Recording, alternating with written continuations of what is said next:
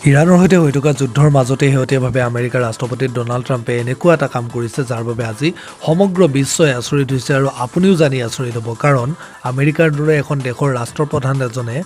এনেকুৱা কাম কৰিব পাৰে বুলি হয়তো কোনেও কেতিয়াও কল্পনা কৰা নাছিলে আৰু যিটো কাম কৰিছে সেইটো আচলতে একো ভাল কাম নহয় ক'বলৈ গ'লে আমেৰিকাই লজ্জিত অনুভৱ কৰিবলগীয়া এটা কাম আচলতে ইয়াৰ পৰা বুজা যায় যে আমেৰিকাৰ ৰাষ্ট্ৰপতি বৰ্তমান এই যুদ্ধক লৈ কিমান বেছি ফ্ৰাষ্ট্ৰেটেড হৈ আছে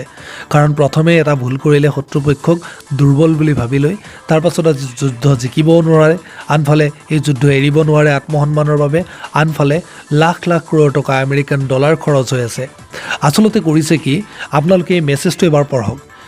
আমেৰিকাৰ দৰে এখন দেশৰ এজন ৰাষ্ট্ৰপ্ৰধানে অন্য এখন দেশৰ প্ৰতি যি বাৰ্তা দিছে আৰু যি লেংগুৱেজ ইউজ কৰি বাৰ্তা দিছে আপুনি পঢ়ি চালেই বুজিব যে আচলতে কিমান ফ্ৰাষ্ট্ৰেটেড হৈ এই লিখনিটো লিখিবলগীয়া হৈছে কাৰণ আমেৰিকাই ইতিমধ্যে অন্য দেশক এটা আশ্বাস দিছিলে যে যি ষ্ট্ৰেইট অফ হৰমুজৰ মাজেৰে জাহাজবোৰ যাব আমেৰিকাই প্ৰটেকশ্যন দিব শেষত গৈ হ'ল কি আমেৰিকাই আনক প্ৰটেকশ্যন দিয়াটো দূৰৰ কথা নিজে সেই ষ্ট্ৰেইট অফ হৰমুজত প্ৰৱেশ কৰিবলৈও ভয় কৰিলে আৰু যাৰ বাবে আজি সেই ষ্ট্ৰেইট অফ হৰমুজ খুলিবৰ বাবে এনেকুৱা বাৰ্তা দিবলগীয়া হৈছে গতিকে বহু দেশৰ মাজত যুদ্ধ বিগ্ৰহ কাজিয়া পেচাল থাকে বেয়া সম্পৰ্ক থাকে কিন্তু কোনো দেশৰ ৰাষ্ট্ৰপ্ৰধানে হয়তো কেতিয়াও অন্য এখন দেশৰ প্ৰতি এনেকুৱা লেংগুৱেজ ইউজ কৰি বাৰ্তা দিয়া নাছিলে যিটো শেহতীয়াভাৱে আমেৰিকাৰ দৰে এখন দেশৰ ৰাষ্ট্ৰপ্ৰধানে দিবলগীয়া হৈছে